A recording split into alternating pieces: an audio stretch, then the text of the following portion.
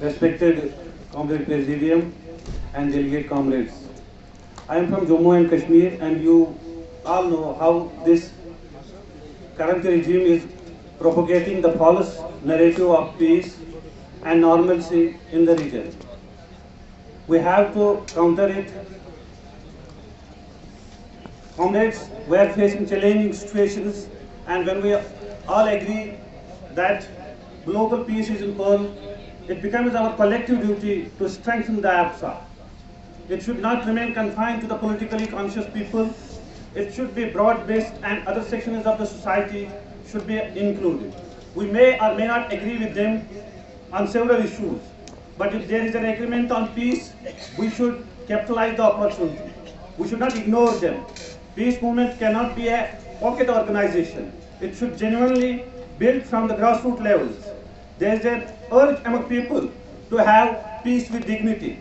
This urge is in Jammu and Kashmir too. Comrades, Kashmir has not always been the way you know it today. The wide strip of land called Kashmir has from time immemorial been imagined as heavenly setting, a spiritual space with parallels drawn from the divine creation, heaven. Till recently, it had its own flag, red in color with white flow at the center. This flag represented something. This flag represented the past struggles of its people, their aspirations for the future. It had its own constitution till 5th August 2019, which guided the state in delivering the rule of law and rights of the people. Kashmir has a long history of struggles and battles. It has a history of 5,000 long years. We have to understand the aspirations, the situations, and democratic urges of the Jammu and Kashmir. We want to be part of mainstream, which can guarantee our constitutional rights with the regime, not with the regime which has virtually destroyed or demolished our constitutional relationship with the Union of India. Whatever the government claims, but the fact remains that nations are built, and nation means for us people. When the people suffer, when people are deprived of democratic rights, it opens up certain space for extremism, which is harmful for the people there and for the people in the rest of the country. When India was fighting for its independence from British rule, the Kashmiri people also launched their own freedom struggle against the feudal rule of the Maharaja. After the accession to India, the old feudal order of Dogras came to an end. The people began to breathe the air of freedom for the first time after centuries of subjugation. There were hopes, there were dreams of making Jammu and Kashmir an ideal pro-people state. Within a short span of time, the new government took the path-breaking decision of finishing the age-old system of landlordism called Jagirdari and Chakdari, gave land to its tillers.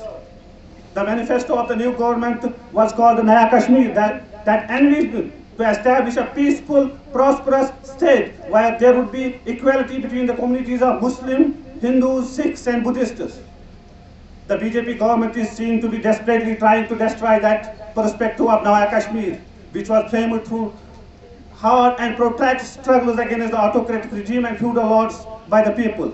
Since the BJP government stripped Jammu and Kashmir of its constitutional autonomy, just a moment, its constitutional autonomy guaranteed under Article 370 and split it into two federally union territories, Jammu and Kashmir and Ladakh. The overall situation in Jammu and Kashmir, comrades, has deteriorated considerably.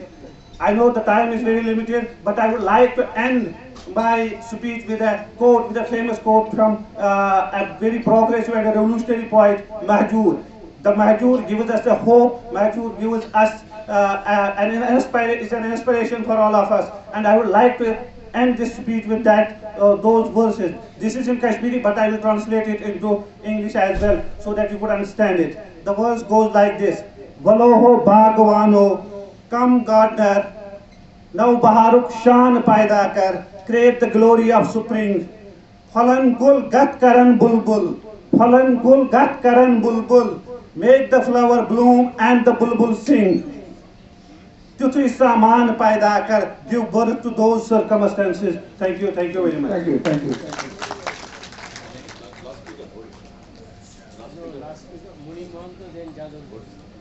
Assam. Munim. Munim Mokhtar.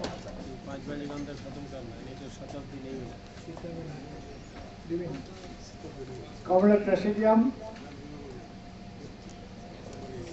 IFSO General Secretary Pallav Chandgupta, and the Comrade Arun Kumar, and comrades.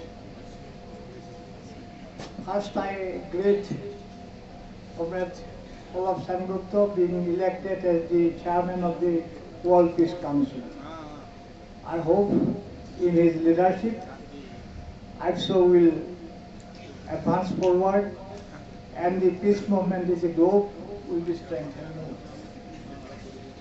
Comrades, firstly, I want to congratulate the comrades of Chandigarh, Chandigarh, Punjab. So, comrades, for their warm reception and hospitality. Chandigarh is a autonomous country. It is not full-fledged state. We hope Chandigarh should be immediately granted statehood, so that. Hey, it is not that demand. don't bring problem. I hope that they should get it. I am not demanding. Now, comrades. We will deal about it. You will speak other things. Chandigarh, Punjab, we will deal. Yeah. No issue. Now the problem is our Assam is a defaulter state in the list of the. Yes. Because last 10 years there is no activities of the IFSO. But we had a big organization from Patna to Patna to that is Trivandrum. But after that we were engaged in different works.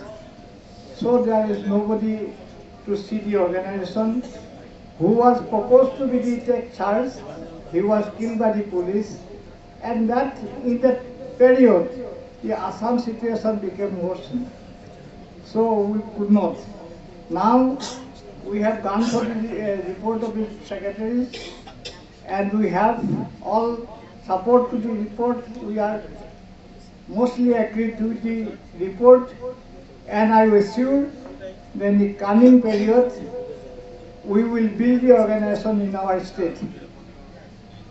Then, comrades, in Assam, it is very critical to work for this peace movement. We do agree and we believe that peace and friendship movement has the responsibility to become strengthened, to find out the issues facing by the people, and I've sought to carry forward. In Assam, the Assam is a very peaceful state it was, but when in 1977 election, Communist parties, almost 27 MLAs came to the assembly, then the reactionary forces headed by USA, CIA projected a project Brahmaputra, and after that, all ethnic clashes, communal clashes, chauvinistic aggression, like all taking place. So, Assam and Northeast, it is the rich in natural resources, and imperialism is hunting for that, and for that purpose, no development, but it is the point we want to concentrate on, and in this period, to finish the democratic movement, they have resort to communalism, attacking the Muslim minorities everywhere. So, the coming period, also with all other mass organizations, will go forward with the development of the democratic movement in our region, so that by this movement we can build the IFSO into a higher stage. Thank you. Thank you, Mohim Mamtaji. And with this, we completed our 21 states. Thank you very much for the cooperation from the all the states. And now, Mr. Yadav Reddy garu, his Remarks.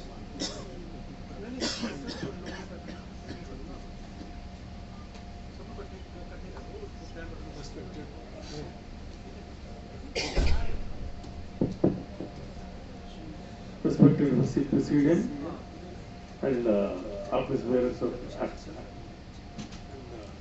cabinet delegates, comrades and friends.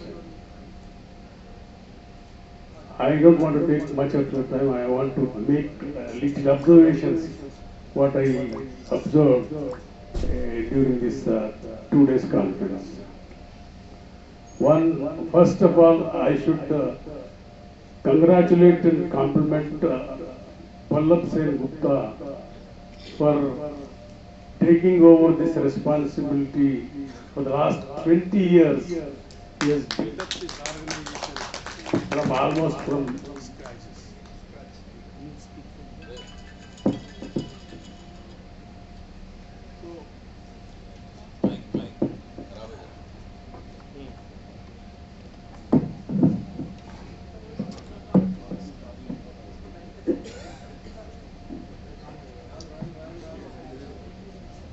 Hello friends.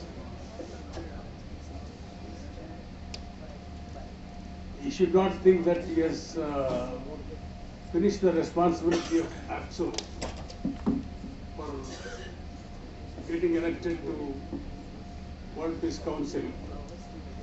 Rather, it rose more responsibility on him to at least give considerable time to this organization and strengthen it more for its benefits of the organization. It should work hard, and through this it can also strengthen World Peace Organization. Now, my observation in this conference is it is a bit encouraging of the women participation. In the last Tamil Nadu conference, we have fixed some responsibility on the state units to bring at least 20% of the quota of women representatives in each district. Some of them followed strictly, and some of them may not have followed, but this time about 32 women delegates participating in this conference. That is very, very encouraging aspect of it. And the proceedings also were good, and the reports submitted by political resolution by Arun and organizational report by Pallab Sen Gupta are covered very widely, and most of the events are covered on that. So similarly, the resolutions moved by 5 of our colleagues were very well drafted, and though some suggestions were made, the observers will include all of them. Although all of them they have passed resolutions, it is very encouraging. And some younger delegates have participated very in the proceedings. I think this is the beginning of taking over by younger generation this APSO organization. I fully support that demand from many of the younger delegates that it should not look as a senior citizens organization. This has been there since Raipur conference we have been discussing. So some delegate has suggested that the social media and the newsletter idea, this has been in discussion for long, and in the last conference also we have decided, but we could not taken up this due to our COVID factor and so many other restrictions. I think this the next committee should take it very seriously and build up this one newsletter at least 3 months once, and also the social media aspect of is if you encouraged last time I think a team also was considered. Now I request the Central Committee to constitute a committee to develop a social media and as well as this newsletter aspect of it. Though it's not, it is the organization part of it here. So we naturally convey our thanks and for providing our facilities and everything. In spite of whether it is good or bad, all of you enjoyed this stay, and the proceedings were good. And all states, including all 21 states participated. That is another encouraging part of it. So we should keep it this in mind while as Mr. Pallabjan Gupta acted as a sheet anchor. I said this to him when he came to Hyderabad after getting elected to World Peace Council. We felicitated him. So in that meeting, I told that you acted as a sheet anchor. That result is seen. So similarly, at state level leadership also act like that and encourage the youngsters to rope in, youngsters and women particularly rope in, and strengthen the organization. This is my appeal on behalf of the Presidium of APSO, and with this few suggestions, I conclude my remarks. Thank you very much. Thank you.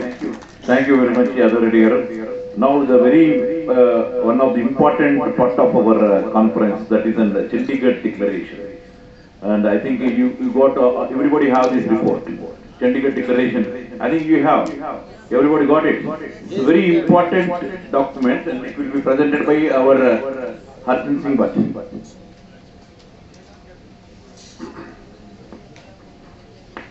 Honorable Presidium and delegates, you have all got this Chandigarh Declaration. That is very important document that will lead us for the next few years, and it will be very important for us to give a lead that how we will work in the future. I'm not going to read all this document because of the time constraint. I will read the operative part of that because the document is in your hand, so no need to have that kind of formality. National Conference of All India Peace and Solidarity Organization, 4-5 March 2023, Chandigarh Declaration.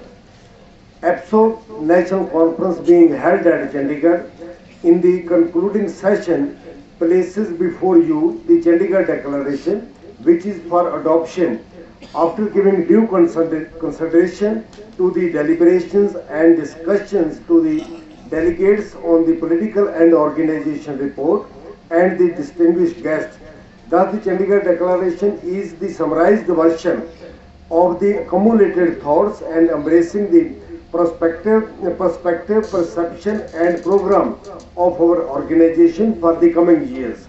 The document is an expression of the theme and this national conference in defense of constitution, values, world peace and for anti-imperialist solidarity.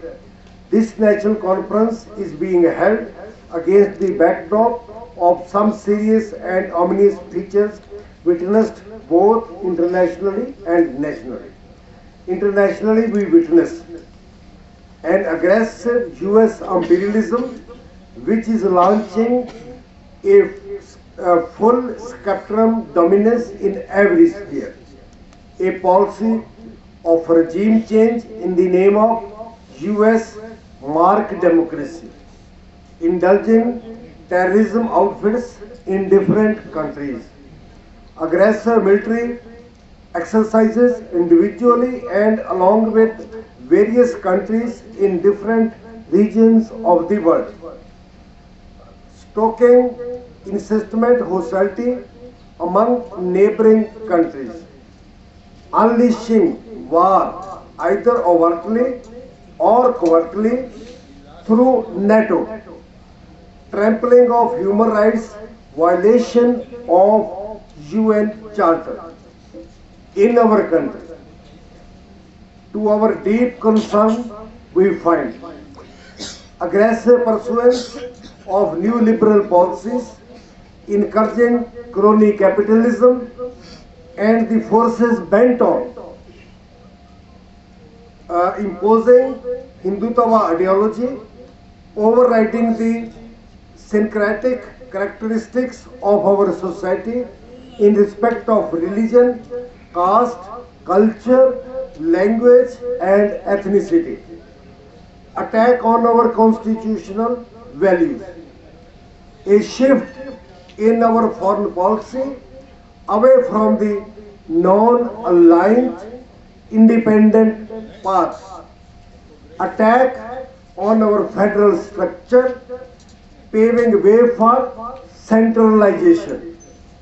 Promotion of suspicious and divisive tendencies and an unmitigated attack on the rights of our workers, farmers, women, youth, students, artists, intellectuals, and various other progressive, patriotic, secular, and democratic forces. Now we left some part. We deeply perturbed over the policy of our government for turning back the wheels of progress, dismantling the state sector, and disinvestment. And disinvestment has now become the order of the day. Hindutva distortions are imposed upon our glorious freedom struggle. Mythology for replacing history and superstition to replacing science. Thus, the country is taking backward towards religious sectarianism, cultural nationalism, obstructionism, backwardness, superstition, etc. This only means to drag people of the country away from scientific temper to strengthen the base of fascistic forces. This helps the fascistic